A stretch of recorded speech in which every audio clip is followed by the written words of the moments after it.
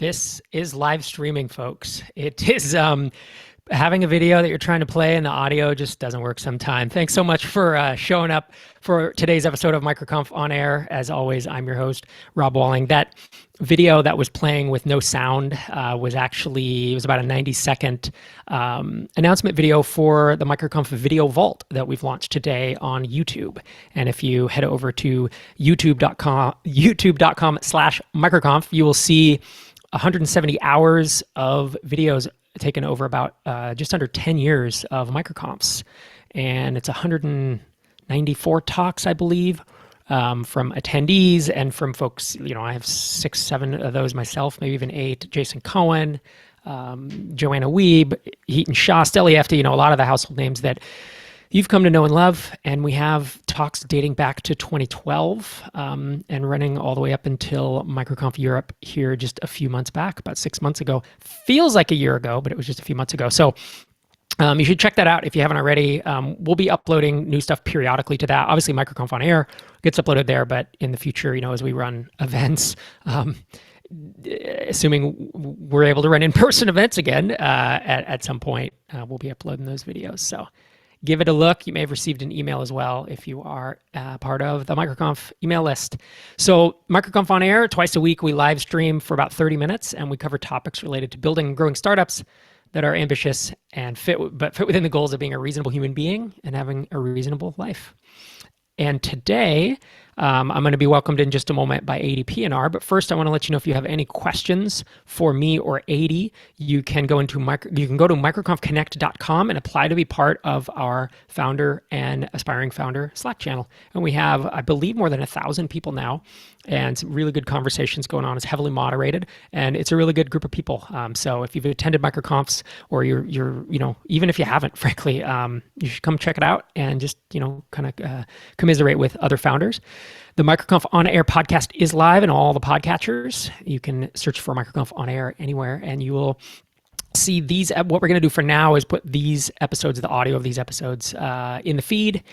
And as we go on, obviously, we'll have more audio content at some point of varying degrees. As always, thanks to Basecamp and Stripe, our headline partners for the year. It is great having them on board, and it just makes all of this easy and all of this more possible. So today, I'm going to welcome my guest, Adii Pienaar. He was the co-founder of Woo Themes, later became WooCommerce and sold to Automatic. And he started Conversio, which was email marketing for e-commerce stores, and he sold it to Campaign Monitor about 6-ish months ago. He actually came on Startups for the Rest of Us, and we had a really good talk about that if you want to hear more about it. And Adii and I are going to dig into something he has a lot of thoughts about, cost-cutting, layoffs, how to plan for economic downturns, that kind of stuff. So Adii, thanks so much, man. Thanks for coming on the show. Thanks for having me, Rob. And just a note about the Vault. I got the email yesterday about the Vault. There's actually a talk of mine, Woo Themes Days, like Blast to the Past back in 2012, which is still one of the most memorable events. And in terms of networking, many of the relationships I made there, is still friends to this day, and have played a significant role in my life. So anyone else out there, go check out Adii back in 2012 for some historic fun. Awesome, man. Yeah, thanks. And that was a good talk. I remember back in the day, that's the first time we met in person. It's fun. Yeah. MicroConf brings us together, So yeah, let's dive in here. You sent a tweet out. I don't know if Xander can bring it up on screen, but if not, I'll read it. You sent a tweet out. Let's see. It was April 15th. So it was about 6 days ago. And you were talking about Carta, which used to be known as eShares, and they have raised a total of $450 million over the course of 8 years.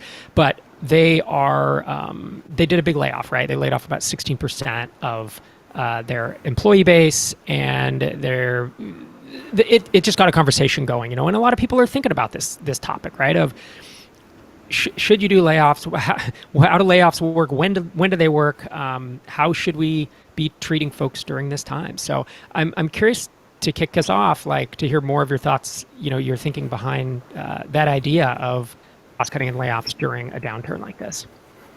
Yeah, I think Rob, the context here with Carta and for kind of people, what initially kind of triggered me beyond the kind of the real human aspect of this year, which I think is the more important and kind of broad your perspective. But what triggered me with Carta here was that this was a growing company doing really well that raised about $300 million 12 months ago, and is supposedly just kind of crossing T's and dotting I's on a new $200 million deal. And that struck me as being kind of a little bit disconnected with the reality of then, within kind of, say 3 months, right, of a pandemic and economic downturn, having to lay off 16% of people. And I think what that kind of, the reason why that triggered me was just that kind of notion of how shareholders in a business have very different needs and wants from that business compared to the actual people in the business, right? And I said, I think I went through a whole range of different tweets on the matter, right? Kind of ranging from like pure kind of outrage to eventually kind of, toning it down a little, because ultimately I am kind of, I am that armchair critic here. I'm the kind of, quarterback on the couch. I do not have all the information. And I think any kind of layoff here is, having to lay off people is always very, very hard. I did the same thing, as for context here. In about 2017, end of 2017, we laid off 2 people on a small team. We were 13 or 14 people at that stage, right? Which probably equates to that same kind of, about 15, 16%. What is the amount, right? And the reason we did that was I had made a mistake. As a CEO, I had mischarted the company financially, and it left us, I think, in November 2017, our bank balance at the end of the month was less than $10,000, and our overheads were beyond $100,000 at that stage, and I couldn't pay myself that month, right? So I've been on that side as well. So there's parts of me that understand this, but I also know that kind of since that point, like the kind of the 2 years after that, leading up to our acquisition last year, I changed many things with regards to the business and how kind of we ran the business to make sure that that would never happen again. Neither to me, because I think as CEO, founder, as a shareholder, leader in the business, I think that experience sucks. Obviously, kind of it sucks even more for the person actually being laid off and having their whole life, livelihood and lives basically disrupted due to that kind of decision that is beyond their control. Yeah, I feel like as founder CEO, there are kind of 2 views that I've heard on this. And one is, I never want to do layoffs. I just never want to have to be in that position. And there are other founder CEOs who view it as it is just a course of doing business. Like, we are going to grow, and every X amount of years, whether it's a downturn or whether it's another reason, that we are going to have to do layoffs every so often. Have you encountered that as well in talking to CEOs, or do you hang out more with the people like us? Because you and I are in the same camp. I don't ever want to have to do layoffs, right? Yeah, I think so. I've actually not been around that many people that have had to do forced layoffs, right? I mean, and this isn't. I think the kind of just getting the verbiage right here. Like, a layoff is. I think locally in South Africa we call it retrenchment, right, or retrenching someone, right? So it's not the same as firing someone for underperforming, or not like that, right? It's essentially a kind of a legal container for you to kind of get rid of people in the business because you need to kind of free up kind of your cash flow and expenditure, right? So, and most of those thus are forced, right? There's very specific rules, like, and regulation around what you are and aren't allowed to do with those things. So I actually haven't been around many people that have done that. What is interesting is it seems though layoffs are a very, very big thing in mainstream tech media. Right? Like, yeah. We see and then you ask yourself, like, what are the kinds of companies that generally get covered in mainstream tech media, and why are they laying off people? Yeah, it's shockingly common, especially in Silicon Valley and with big venture funded companies. I was surprised. I'm not sure that all the layoffs that I've heard about have been covered by mainstream tech. And when a company raises 10, 20, 30 million, it can be surprising, which I think is what you were talking about with the Carta thing. Whenever I hear of a big layoff of a company that I have inside info on, and I know they still have a bunch of money in the bank. I'm always like, was this a mistake? Are they just calling the bottom 10% of the company and saying, well, these folks were underperforming, or did they make a bad strategic decision? And I think the case we're in today is more of an economic potential, the potential of a real economic downturn, and I think that's something that more companies should prepare for. It's a bit of a nit with me when someone who hasn't run a business through like a downturn like this, because it's been 11 years since our last. So there's people, there are financial advisors who are like in their mid 30s advising people who have never dealt with a bear market. That's crazy, right? And same thing, there are startup founders who were 12 years old or 15 years old during the last crisis. And it's just such a different paradigm. So I'm curious to hear your thoughts, like, how can you plan, as a founder, as a business owner, what are some ways that you can plan for this type of economic downturn? Assuming that we don't know if our current downturn is going to send us into a global recession. It's very likely to, but we don't know how long that will last, right? Because we don't know if it's going to snap back when everyone comes back to work. So how are you thinking about this, and what advice would you have for founders?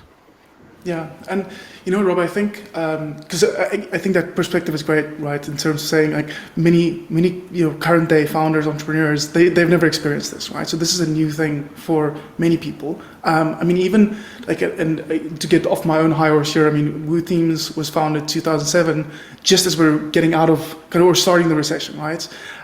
Back then, luckily, Woo Themes rode a wave that I would say somewhat benefited from the recession, right? Because we were democratizing something that was much more expensive back then. So even for me, these are interesting times. I think if I didn't have that artificial, more specific event within Conversia where I had to lay off people and tweak the business, I probably also would not have much perspective and experience about this. But I think to that point is, I tend to agree here, hopefully touch wood, we never have a pandemic of this kind ever again, right? But I think the way I've been thinking about this is there's ultimately one needs to consider that there might be macro things happening in the world around your business, things that you don't have control over, things you can't anticipate, and really thinking about what resiliency looks like, for a business to navigate those times as best possible, right? And I think the way I like to think about that is, the concept of elasticity, right? So we mostly understand elasticity in the context, economic context of price elasticity, for example, but really thinking about what expansion and contraction looks like, what slowing down and speeding up looks like, and how you can almost constantly do that, right? So, and for me, that comes down to two things. I think it comes down to is saving money and trying to save money every single month within a business, trying to not run one's business at the that very, very tight margin that when things change, you suddenly have to take big decisions like laying off 16% of people. So I think really making sure that there is margin left and you save that money.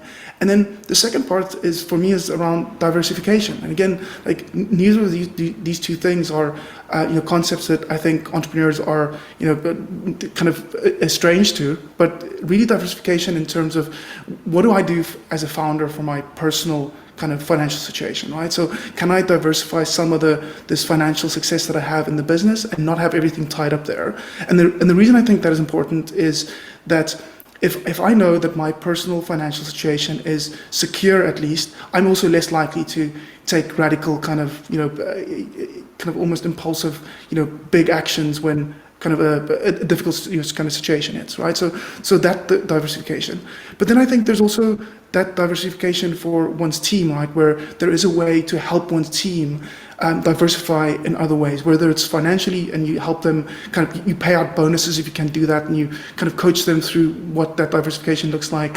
But really making that that's helping them be slightly more diversified and thus resilient in their personal capacities.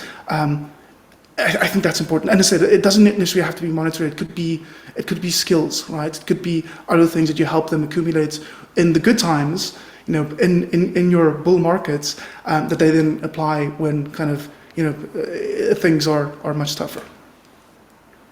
Yeah, a couple thoughts on that I want to add.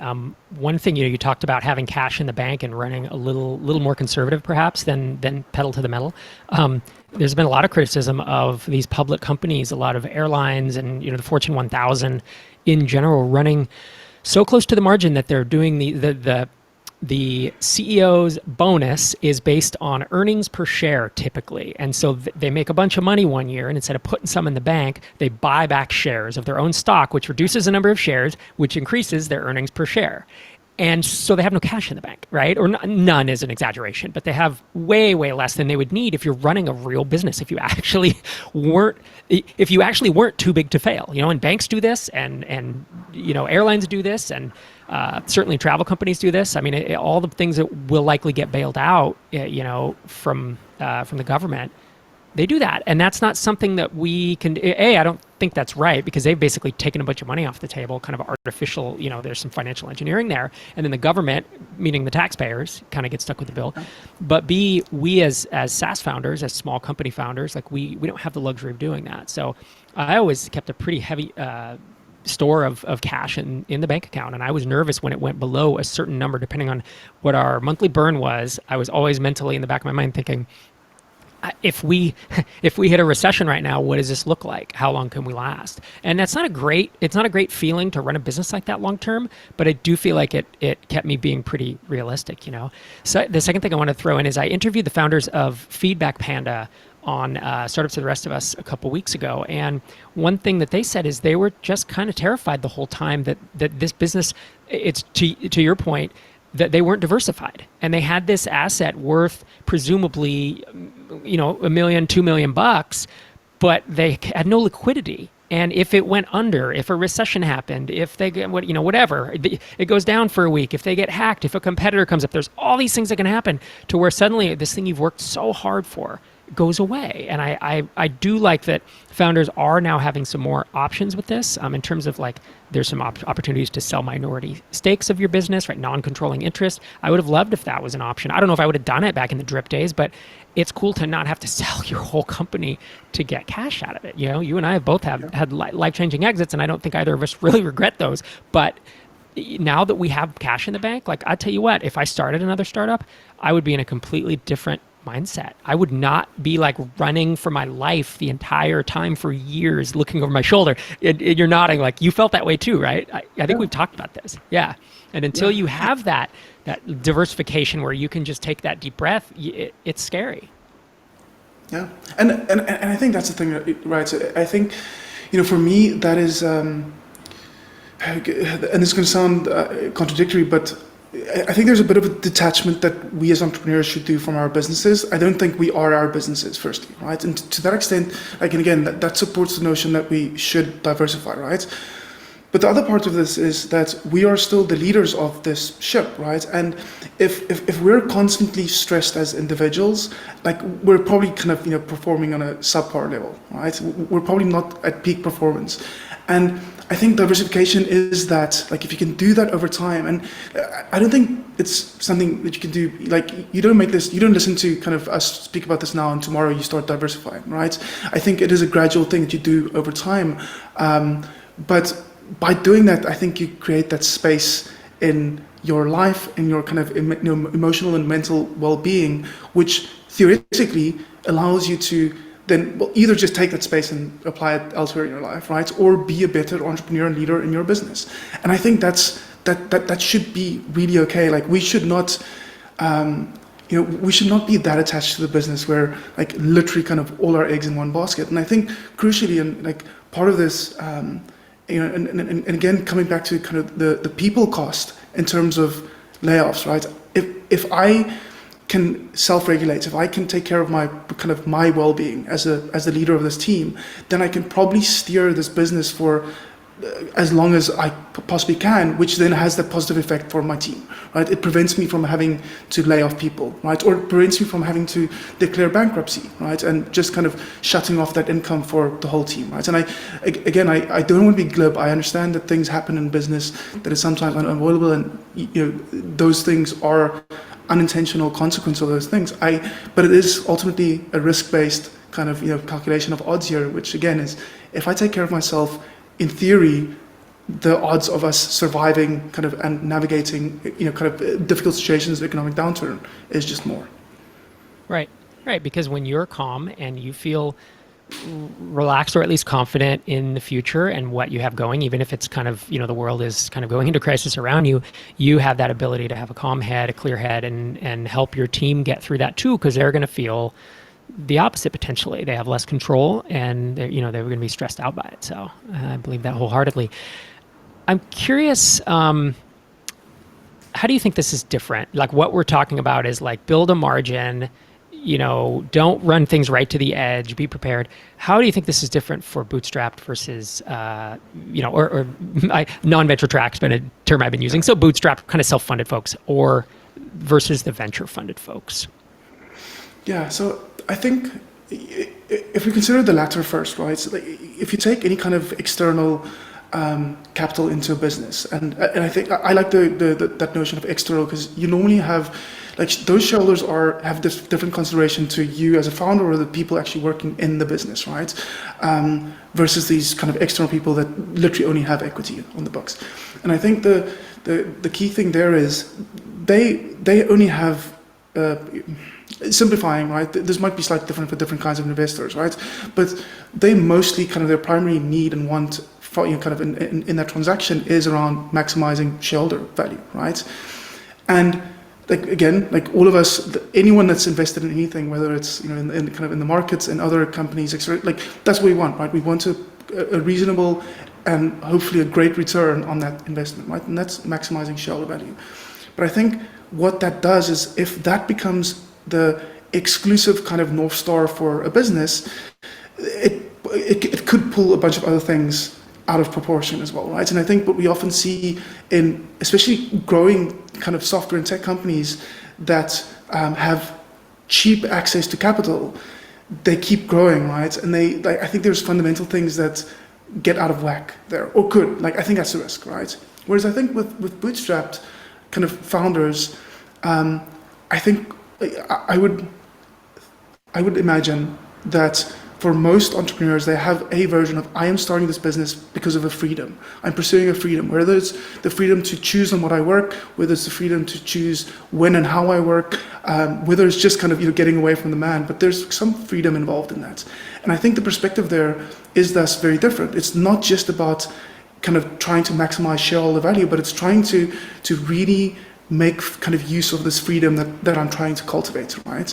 And ensuring that freedom stays in place forever, that I don't suddenly have to have to close my business down over here and then have to kind of go back to being employed, for example, and then losing some of those freedoms that I try to create. And I think that already takes a bit more of a holistic approach where I want this thing to survive as well. It's not just about trying to maximize shareholder value. I want to maintain this for much longer. Yep. And what I've noticed, because I've now been exposed to and worked inside a venture-funded company, Lead Pages that acquired us. I've obviously worked in and started a lot of bootstrap companies, and am exposed to a lot of kind of the in-betweens, the non-venture track, where it's like they raise just a single angel round and they want to get to profitability, or they raise from a tiny seed or an indie.vc, and it's not the same trajectory and it's not the same winner take all. And at least I have a limited sample size in the VC internal, being internal, but it was definitely funding and investors, it pretty easy for it to become your North Star, because they essentially, the board can fire the CEO. So the CEO knows, and it really does become that. And I'm guessing, I know that it's not that in all cases. Like I know that Kickstarter, for example, took a bunch of funding, but they're more of almost a B Corp type thing, a beneficial corp. And they listen to their employees and they have, there's a bunch of stuff going on there. So I think there are exceptions, but I do think as a rule, once you step on the venture track, I think in general, the investors become a really major stakeholder versus people who raise angel rounds, people who bootstrap, people who raise this kind of independent funding, the tiny seed type stuff. They still raise funding, but it's such a different, their North Star can still be building the company that they want to build, and has that been your experience as well? I mean, in talking to other founders? Yeah, definitely, right. And I think that's when, because I think when the focus is on this freedom instead of just that kind of, maximizing my shareholder value, right? Again, I just think there's a wholesomeness to it. There's a holistic view to it that I don't think you necessarily get when there's literally kind of differing needs, right? And that makes sense as well, right? Like you would expect, again, kind of, if I was a minority shareholder, even if I was the kind of founder in a business, like the class of kind of shareholders that owns the other 95%, they want the return on this money. They don't really care about my freedoms, right? So that gets totally out of whack. As you were saying, speaking there though, Rob, like the thing that I think is interesting again here, like across those two kind of different kinds of businesses, bootstrap versus venture track, kind of track or non-venture track, or venture track, VC track. I think and again using the Carta example here is what kicked us off is the CEO kind of published the memo and the speech he gave to his team in terms of announcing the layoffs and this is what is happening. And I already I think that's part of the problem here because he didn't share any of the context around this. And oftentimes we look at these kind of really big, supposedly successful companies, and I mean supposedly successful companies, and they publish all of their milestones. They publish their funding kind of milestones, right? But they never publish all the context. Whereas Bootstrap is very different. Like I think MicroConf being kind of probably the best example of such a community where there's a lot of sharing of information, right? Where we might not share all the context, but there's a lot more context around kind of why I made the decisions in my business, that I did, right? And I think that context ultimately helps. And the kind of the segue there and back to kind of linking it back to that kind of North Star is, I think that context is important, right? Because we don't know. We just, and that's where I think the perception is there that investors start, if kind of funding becomes your North Star, we are expecting that there's investors in those kind of meetings that is literally saying, well, lay off the people. Like if that maximizes shareholder value, lay off the people kind of thing, right? But we also don't know that because it doesn't get shared. But yet, anyway, that whole perception has kind of I think is skewed because it is a bit of a black box, unfortunately. Right. And when it comes out bad news like this, and then you see their glass door just get blown up by all the people who get laid off, and they get bad reputation. Yeah. Well, sir, I feel like we could talk about this for hours, but we are coming up on time. So I just want to thank you very much for coming on air. If folks want to keep up with you, your Twitter handle is there on screen. It's Adii, ADII, and you blog every now and again, write essays at adii.me. Thank you so much, sir. Awesome. Thanks for having me, Rob. And producer Xander, I think, has worked out the audio snafu we had at the beginning. So as he takes us out here, we're going to try to roll that the MicroConf Video Vault announcement again. Hopefully the audio works this time. And I will see you same time, same place here on Thursday.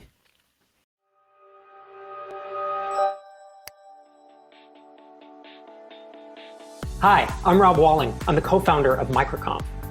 I wanted to let you know that we've launched our video vault of over 190 talks from 11 conferences at youtube.com/microconf. With more than 175 hours of actionable advice and inspiring stories from founders who have built their companies from the ground up, we've amassed one of the largest video libraries available for ambitious, self-funded, and indie-funded founders like yourself. From our top-rated talk of all time, Designing the Ideal Bootstrapped Business by WP Engine founder Jason Cohen. And not everyone's making a bunch of money, but actually a lot of people are making enough money. To more than 70 short-form talks delivered by MicroConf attendees, there's nearly a decade of videos waiting to answer almost every conceivable question about building, launching, and growing your startup. We're going to be curating more videos for you, whether it be through our playlists like the Serial Speaker Series, featuring our most frequent main stage speakers, a newly curated 10-video series called Building Your First SaaS, the Ultimate Crash Course, and other experimental formats will be launching in the coming months. And from here on out, all of the talks recorded at our conferences, remote events, meetups, and so on will be uploaded here for free for anyone that's looking to learn more about launching and growing a successful startup. My hope is that the MicroConf Video Vault is a top resource for you and your team to reference for years to come. If If you haven't already, please give this video a thumbs up and click the subscribe button below to get updates on new videos and live streamed events we're hosting in this channel. I hope you enjoy it.